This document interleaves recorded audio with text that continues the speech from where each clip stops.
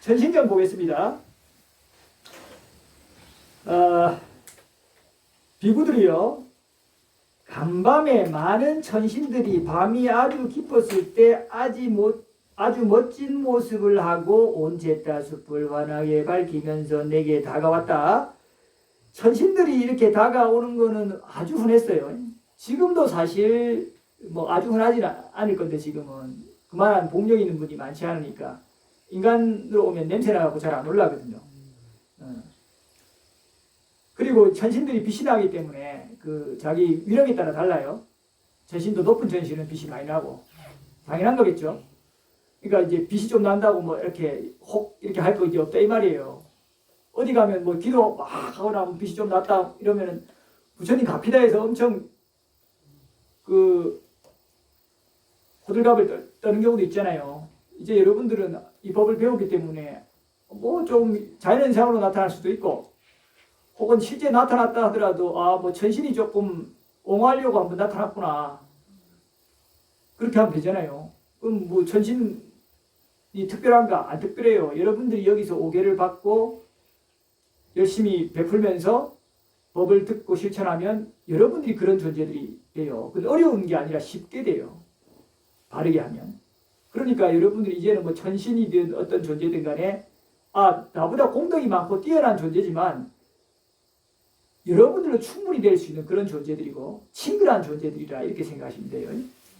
자, 계속 다가와서는 내게 절을 올린 네 한 곁에 섰다. 한 곁에 서서 천신들은 내게 이와 같이 말했다.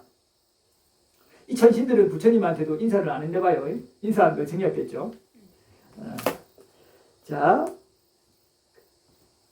세존이시여, 저희는 전에 인간이었을 때 출가자들이 저희 집에 다가왔을 때 자리에서 일어나서 맞이하기는 했지만 절을 올리지는 않았습니다. 세존이시여, 그런 저희는 해야 할 일을 다 하지 못하여 낙담하고 후회하면서 죄란 몸을 받게 되었습니다. 이렇게 자기들이 천시로 났지만 좀 낮은 천시로 나니까 이렇게 자신이 아쉬워하면서 자기들을 마음을 이렇게 내비치는 거예요. 천신들끼리도 그 등급에 따라 복력 차이가 많이 나요. 천신도 욕계 천신 6단계가 있고 그 한 세계에서도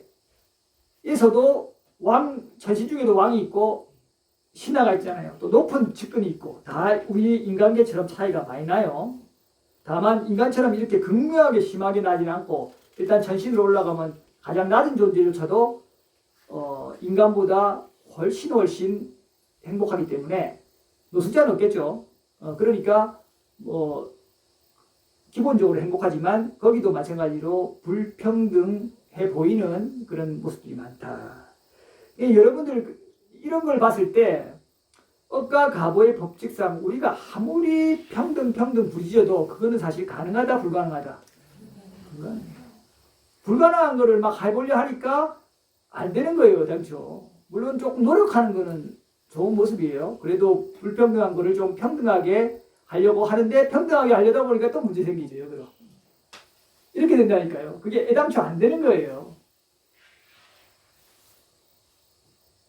왜냐하면 업과 가보에서 그런 복력 따라 자기가 그렇게 나는 거란 말이에요. 많이 주어지고 어떤 사람은 나쁜 짓 해도 처벌 안 받고, 잘못된 거지만 그 처벌 안 받거나 처벌 약하게 받는 그 역사가 여러분들이 아는 역사에서 그렇게 안 됐을 때가 있던가요? 어쩌다가 뭐 이렇게 이슈가 되면은 그 사람도 뭐 이렇게 될 때도 있지만 거의 대부분 99.5% 그렇게 유지해 왔잖아요. 그럼 욕계 천상은 안 그런 줄 알아요? 똑같아요. 좀 덜할 뿐이지. 색계가 뭐 훨씬 덜할 뿐이지. 욕계 인간계에 있는 이상 그게 안 된다 이 말이에요. 이게 무슨 말이냐면 우리가 지금 이렇게 어떤 것들 좋은 조건에서 행복하게 사는 것도 다 우리가 지금 업에 의한 과보로서 나타난 조건이고, 우리가 물론 노력도 돼지죠. 과거 결정론이 아니에요. 과거에서 상당 부분 결정도 오지만 내가 노력으로서 변화시킬 수 있는 부분도 많기 때문에 부처님은 주로 양자를 다 얘기하셨지만 초점 맞추는 거는 지금 현재 노력하는 그에 초점 맞췄죠. 그렇다고 과거를 부처님께서 무시하거나 그러지 않았어요. 과거에 대한 과거로서 엄청 얘기 많이 하셔요. 그러니까 지금 부유한 사람이든 가난한 사람이든 명성 있는 사람들은 명성이 적은 사람이든 건강하든 건강하지 못하든 잘생겼든 못생겼든 사람이 많든 없든 뭘 하면 잘 되든 안 되든 똑똑하든 똑똑하지 못하든 어떻다? 다 억과 가보의 조건에 의한 것이고 또 내가 노력한 거에 또 영향을 받아서 그것이 과보로서 나타나는 것이니 받아들여야 돼요. 다만 내가 풍족한 사람 또 권위가 있는 사람은 어떻게? 권력 있는 사람은 그런 억과 가보를 받아들여서 아 내가 공덕이 있었고 이 생에 노력해서 이렇게 됐으니 이것이 유지되고 또 다음 생에도 그렇게 되려면 늘상 베풀고 낮추고 배려하고 도와주고 이렇게 해야 되겠구나라고 마음을 먹어야 되는 거고 좀 부족한 사람은 내 이렇게 해서 싸우려고 하지 말고 아 내가 공덕을 짓지 못해서 이렇게 하니 내가 수용하면서 내 할 바 하면서 부지런히 하고 조금이라도 더 공덕 짓고 노력해서 이 생에도 좀 부족하나마 만족하려고 하고 다음 생에는 조금 지은 공덕으로 또 향상으로 가리라 라고 수고해야 한다 이 말이에요. 인도에 보면 카스트 계급이 있죠. 4계급이 있고 마지막에는 하리잔 혹은 불가족 천민이라 해서 언터처블이라고 그러죠. 언터처블. 알아들을 수 있어요? 발음이 좀 안 좋죠. 터치할 수 없다고. 언터치어블, 에이블. 그 터치하면 안 돼요. 왜냐하면 너무 그네들은 그 기존 4계급 입장에서는 더러운 존재라서. 그래서 그런 사람들이 하수구 보고 가장 안 좋은 일들을 하잖아요. 그런데 인도 사회가 안 뒤집어지고 유지돼요. 공식적으로는 카스트가 폐지된 지가 오래됐지만 그런 이런 업보에 대한 게 너무 매여 있거든요. 아 내가 그러니까 그렇게 살아야 된다 이렇게 하는 거예요. 근데 부처님이 아까 말씀드렸죠. 과거의 결정은 많이 상당 부분 업에 의해서 과거로 나타나지만 거기에 초점 맞추는 게 아니라 그랬잖아요. 거기에 상당 부분 영향은 받지만 지금부터 내가 어떻게 또 그거에 과거로 나타난 것을 거기에 매이지 말고 그걸 새롭게 업으로 받아들이면서 새롭게 내가 변화시켜 나가는 거에 초점 맞추고 했잖아요. 그런데 인도인들은 카스트 제조로 그걸 만들어낸 거죠. 과제로 해가지고 딱 묶어놓고는 그렇게 아예 가스라이팅 해갖고 사회에 이런 데모나 이런 게 없죠. 그 실제로 가보면은 경찰들은 바이샤나 예를 들면 높은 가문이 원래는 그 샤트리아가 높은데 지금 인도에서 만들어낸 거는 그 바라문이죠. 바라문, 그 샤트리아, 바이샤 혹은 와이샤 그 밑에 수드라 노예계급이라고 표현하는 그 다음에 불가적 총민이죠. 있는데 이제 바이샤 계급이나 이런 사람들이 이제 경찰을 이제 하면 몽둥이를 들고 다녀요. 그러면 이제 수드라나 그런 사람들 자기들 보면 이름에 이미 나와 있기 때문에 안 돼요. 행색이나 이런 거 보고 알잖아요. 자기들끼리는. 우리는 몰라도 그죠? 그럼 막 때려버려요 그냥. 아니 들고 다닌다니까요. 많이 봤어요. 그냥 때려요 바로 그냥. 직접도 받고 그리고 막 뺨도 그냥 때려버리고 기분 나쁘다고. 그 경찰도 뭐 그거 안 해요 그러면. 실제로 봤어요 여러분. 그리고 네팔 가도 하더라고. 다 봉차고 있더라고요. 그래서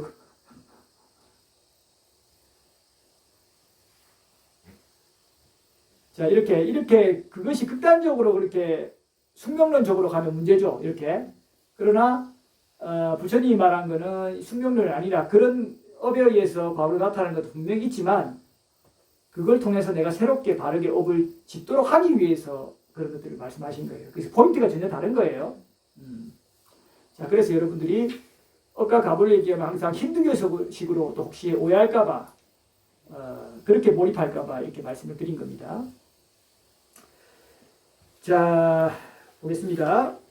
그래서 이제 이런 우리 업과 가보의 차원에서 이 세상을 이해해야 되고 그랬을 때 조금 기회평등이라도 최대한 보장해 주도록 이렇게 배려하고 도와주는 것이 할 수 있는 일이라 이 말입니다. 근본적으로 그 사람들 업을 못 바꿔요. 남의 삶에 관여하다가는 고생 많습니다. 자, 2번 보겠습니다.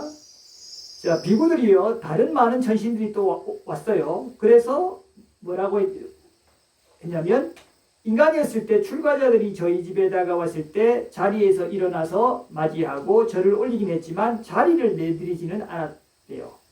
그래가지고 낙담하고 후회해서 저희란 몸을 받게 됐대요.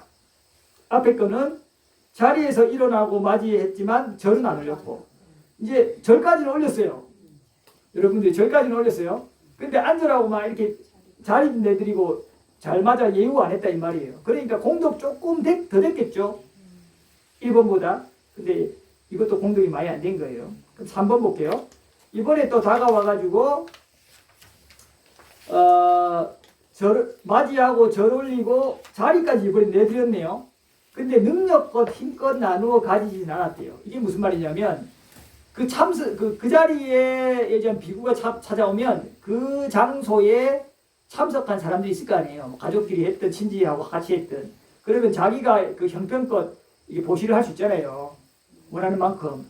그런데 본인들이 안 했대요. 안 하니까 공덕을 나누어 가지지 못한 거예요. 이거는 힘껏 나누어 가진다는 거는 보시에서 공덕을 힘껏 나누어 가지지 않았다는 그런 의미로 이해하시면 돼요. 자, 그리고 그 다음에는 능력껏 힘껏 나누어 가졌어요. 좀 보시를 잘해서 자기가 원하는 만큼 공덕을 지었는데 법을 듣기 위해 앉진 않았대요. 보심하고 끝낸 거예요. 그 다음에는 법을 듣기 위해 앉긴 했지만 귀를 기울여 법을 듣지는 않았대요. 다 이렇게 하니까 뒤에 점점점한 거는 조금 죄란 몸을 받은 거예요. 물론 이렇게 조금씩 올라갈수록 조금 더 높은 천신이에요. 공덕이 많은 천신. 그러나 자기들 입장에서는 좀 아쉽다 이 말이에요. 자기들 기준에서는 앞에 첫 번째 천신보다는 당연히 더 높은 천신이거나 공덕이 많지만 생각했을 때 그래도 좀 부족하지 않았나 해서 저희란 몸을 받았다라고 각자 천신들이 이렇게 수레를 하는 겁니다. 자, 그 다음에 귀 기울여 법을 듣긴 했지만 여러분들 지금 듣고 있는 거죠. 들은 법을 호지하지 않았습니다. 호지는 딱 지니는 거예요. 보호해서 다시 또 보기도 하고 다시 숙고하기도 하고 이런 거 하는 거예요. 이런 거를 하지는 않았대요. 요거는 이제 모르겠어요. 여러분 하시는지 하시는 분들 계신 것 같고. 자, 들은 법을 하기는 했지만 호지한 법의 뜻을 숙고하지 않았대요. 이제 법을 호지하고 했으니까 더 깊이 있게 다시 숙고하고 이런 과정들이 더 나가는 거죠. 앞에 호지보다. 이제 호지한 법의 뜻을 그 다음 숙고하긴 했지만 주석서를 완전하게 알고 삼장을 완전하게 한 뒤 출세간 법에 이르게 하는 법을 닦지는 않았습니다. 이건 뭐 주석서라는 거는 그때 당시에는 주석서라는 게 있었다기보다는 세종께서 보면은 짧게 핵심만 말하는데 어떨 때는 길게 설하신 거 있죠. 그런 거를 주석이라고 보면 돼요. 어차피 번역을 한 거기 때문에 이렇게 주석서라고. 지금 주석서를 완전하게 알고 이러면은 청정도론 같은 건가? 이렇게 생각할 수 있는데 그런 거하고 상관없죠. 번역을 이렇게 한 거예요. 주석서라고. 요즘 기준으로 했기 때문에 이런 표현이 나온 거라 저는 봐요. 부처님 당시에는 뭐 주석서가 있었겠어요? 당신이 설명을 길게 한 거죠. 그걸 주석서라고 번역했을 뿐이고 삼장도 마찬가지예요. 그런 과점에서 경장, 율장, 논장이라고 나눠지지 않았잖아요. 당시에는. 후대에 이제 그거를 체계화하면서 번역을 어떻게 할까 하면서 삼장이라고 표현한 거예요. 그러니까 부처님 말씀을 두루두루 이제 공부를 이제 했다 뜻으로 알는데요. 그렇게 공부를 하고 난 뒤에 출세간법에 이르게 하는 법을 닦지는 않았습니다. 이제 하는 거니까 여러분들이 이렇게 수행을 출세간으로 이르게 하는 법은 어떤 거겠어요? 여러분들 자해간 같은 거는 출세간으로 이르게까지는 이제 하기는 쉽지 않아요. 이제 선정 쪽이니까. 이것도 약간은 출세간, 세간보다는 하니까 그 출세간 쪽에 걸쳐져 있는데 출세간에서 이제 하는 거는 이제 결국은 사마타 윗바사나를 따라가야 돼요. 윗바사나 쪽으로. 자해간도 뭐 조금은 해당은 돼요. 출세간 쪽으로. 그렇지만 완전하게 그렇지만은 않다. 이런 부분이 있다. 이해하시고요. 자, 그래가지고 이 법을 안 닦아 나오니까 죄란 몸을 받게 된 거예요. 근데 이게 처음에 절을 맞이하긴 했지만 절을 안 올린 그런 천신보다는 맨 뒤에 분이 훨씬 공덕이 많겠죠. 근데도 이렇게 아쉬움이 있으니까 공부 좀 할 걸 이런 마음을 자기가 냈던 거예요. 자, 그러니까 여러분들 이거 읽더라도 이제 알겠죠? 비구가 왜 예경을 피하지 않고 섭수하는지. 그렇죠? 여러분들 이렇게 잘못 이해하는 사람들 많아요. 비판적으로. 젊은 비구가 저렇게 사람들한테 다 인사받고 이렇게 이런 것도 안 하고. 맞죠? 그렇게 야, 참 무례하다 하면서 비판하기도 하잖아요. 그러고 막 스님 하면 자기 내주고 막 이렇게 하는 거 보면서 와, 무슨 저 젊은 사람이 저렇게 사람들이 저렇게 하는 거에 참 오만하다 이렇게 한 생각하는 제목 있잖아요. 우리나라는 그게 있잖아요. 불교 국가는 없어도. 그 사람들 잘못이 아니라 바르게 이제 법을 모르기 때문에. 근데 여러분들 딱 아시겠죠? 이런 걸 보면. 이게 이제 비구가 거만해서 그런 게 아니고요. 법다운 비구는 공덕 집계 해주기 위해서 하는 거예요. 그러니까 여러분들이 복을 지을 그 기회를 박탈시키지 않도록 오히려 기회를 하는 거죠. 물론 이제 이렇게 얘기해도 정말 그럴까 할 수도 있죠. 만약 그 행실이 바르지 않고 이렇게 대접받기 좋아하는 비구라면 자기 대접받으려고 그럴 수도 있잖아요. 근데 어쨌든 간에 이래나 저래나 여러분들 잘 수고해 보세요.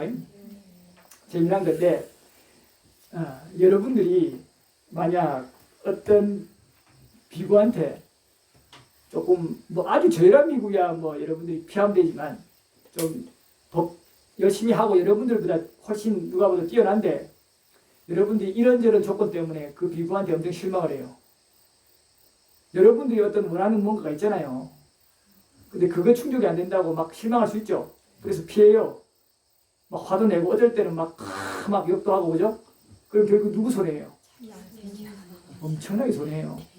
욕은 안 하더라도 피하기만 해도 누구 손해예요? 자기 손해예요. 물론 그 비구가 자기가 거짓말하고 나쁜 짓 하고 이러면은 당연히 피해야 되죠. 근데 그 비구가 적어도 자신보다 월등하게 수준이 있고 청년 몸을 잡고 있는데 그 비구가 자기 원하는 대로 이렇게 안 한다고 그런 마음을 품고 이러면 자기 손해라 이 말이에요. 맞죠? 그래 몰면 자기 법들 기회가 없잖아요. 물론 그 비구 말고 엄청 뛰어난 비구가 있으면 글로 가면 돼요. 그러니까 무슨 말을 하려냐면 생각보다 이렇게 스승 없이 떠도는 사람들 보면 자기 화가 많아요. 그 화 이전에 탐이 많아요. 그러니까 이렇게 돼야 되니 저렇게 돼야 되니 꼭 환상으로 뭔가를 설정해 놓고 조금 하다가 자기가 싫으니까 틱 해버린 거예요. 틱 해버리고 자기가 원하는 대로 환대 안 해준다고 틱 해버리고 저 사람은 많이 요구한다고 틱 해버리고 저 사람은 잘 사는 줄 알았더니 화 조금 내내 틱 해버리고 이래가지고 내 떠돌아요. 그런 사람은 의외로 많아요. 그게 탐진치예요. 그게 좋든 안 좋든 아란한테도 그런 마음 품을 수 있는데 부처님한테도 심지어 그런 마음을 품은 사람이 있는데 여러분들이 보는 지금 이 문화권에서의 어떤 수행자들은 그런 흠이 많겠죠. 적은 사람도 있겠고 그러면 그렇더라도 어쨌든 여러분들한테 실제 여러분들이 법을 배워서 이익이 있다라고 판단되면 여러분들이 그런 게 있다 하더라도 대안이 있지 전에는 여러분들 지혜가 그분보다 뛰어나기 전까지는 열심히 들어야 돼요. 그래야 조금이라도 이익이 있지. 마치 여러분들이 학창 시절에 과외 선생이 있는데 여러분들보다 뛰어날 거 아니에요. 수학이든 과학이든. 그러면 그래 많이 못 가르친다고 안 배우면 여러분들 손해죠. 물론 여러분들이 다른 좋은 과외 선생을 찾을 수 있으면 그러면 더 좋은 일이고 근데 매번 이 선생도 싫어. 이 선생도 싫어. 이러면은 될까요? 안 될까요? 본인이 아주 성적이 좋아서 그 필요가 전혀 없으면 관계없죠. 근데 본인이 성적이 안 좋고 중하위권인데 그런 선생 내 마음에 안 들고 잘 못 가르친다고 하면서 내 바꾸고 하면 그 사람은 성장할 기회가 있겠어요? 그렇게 사는 거예요. 그렇게 많이 윤회해 왔어요, 사실. 이게 보면 느낌도 오고. 그러니까 여러분들이 늘 법의 입각에서 이것이 나한테 유익한지 해로운지 구분하면서 이익이 있다면 부지런히 배워야 돼요. 그리고 이 비구는 항상 얘기하는 것이 뭐냐면 이 비구의 말을 물론 부처님 말씀을 그대로 전하는 부분은 그대로 또 여러분들이 배우고 하지만 늘상 이 비구의 말이 경전에 그대로 부합하는지 여러분들이 경을 봐라 그러잖아요. 그래서 경을 보면서 하잖아요. 여러분들이 이런 태도를 가져야 돼요. 경을 보면서 여러분들이 경에 대한 이해가 아주 깊지는 못할 수 있잖아요. 그랬을 때 비구가 어떤 경을 체험을 했고 증득을 해서 이해를 설명을 해주면 그게 참으로 맞다 하면 그대로 수용해서 따르면 되고 이게 좀 납득이 안 된다 이러면 어떻게 해야 돼요? 질문해야죠. 질문도 안 하고 혼자 막 하다가 또 상낸다니까요. 그래서 결국 누구 손에? 자기 손해라니까요. 그래 떠돈다니까요. 여기 떠들고 저기 떠들고. 그리고 두 번째 질문에서 이제 풀으면 된 거죠. 근데 이제 그 다음 이제 자기 생각하고 좀 안 맞을 수 있어요. 그리고 이게 이제 그 부처님 법에 그대로 하는 거 아닌 경우도 있어요. 비구라고 다 똑같이 할 사람도 있지만 아닌 사람도 있잖아요. 그랬을 땐 여러분들이 어떻게? 질문에서도 납득이 안 되면 보류. 왜냐하면 일단 나보다 수준이 높은 사람이라고 여겨지면 보류. 그죠? 잘못됐다고 할 만한 자기 확실한 근거가 있지 않으면 체험이 있지 않으면 보류. 근데 만약에 확실한 체험이 있으면 저 스님 저거는 잘못을 했다라고 얘기할 수 있어야 돼요. 그죠? 그래서 뭐 토론을 하든지 법담 나누든지 이렇게 해서 끊임없이 개선해 나가야 되죠. 자, 이렇게 해서 조금씩 이렇게 여러분들이 극단적으로 여러분들이 세워놓은 어떤 상에 의해서 이거 아니면 탁 이런 식으로 하면 늘 남는 게 없어요. 사회에서도 마찬가지예요. 어떤 여러분들 도제식 교육을 하는 데가 있잖아요. 갔는데 그 스승이 능력이 있고 뛰어난데 막 시키는 거예요. 못 버티고 나오는 사람 많죠? 안 뛰어난 사람이면 할 거 없고 뛰어난 사람한테 가잖아요 보통. 근데 자기가 못 버티고 나오면 뭐라 그래요? 저 뭐 이상하다고 뭐 험담하기 시작하잖아요. 좀 이상한 부분이 있을 수 있죠. 그런데 그분의 능력들을 봐야 되잖아요. 그래서 자기가 버텨내면은 이익되는 경우가 더 많잖아요. 그러면 버텨내야 되는데 보통 그 안 버텨내고는 이런저런 이유를 만들어요. 엄청난 이유들. 그죠? 이래서 안 맞고 저래서 안 맞고 그냥 차라리 나하고 좀 안 맞아서 내가 힘들어서 좀 나왔다 이러면 괜찮은데 그럼 겸손한 거죠. 근데 뭐 저 사람은 저렇고 이렇게 보통 나가죠. 자기를 합리화하려고. 내가 못 버텨서 나왔다는 걸 인정하기 싫잖아요.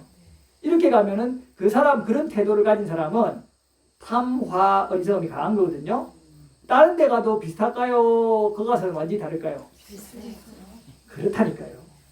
이렇게 끊임없이 자기가 인욕하고 좀 견뎌내고 이런 걸 배양 안 하면 그 사람은 어디서도 바르게 향상으로 가기 어려워요. 요즘 시대는 그런 인내함이 거의 사라진 시대죠. 여러분들 시대는 많이 인내했잖아요. 자, 여기까지 하고 조금 쉬었다가 이제 4번 하겠습니다. 차도 좀 드시고요. 요거 세차만 해놓은 거니까 마시면 될 거예요, 바로. 전화기 좀 잡고 사무실에 전화기 언니 주고 내가 이거 끄셨어요, 혹시? 주무시대요?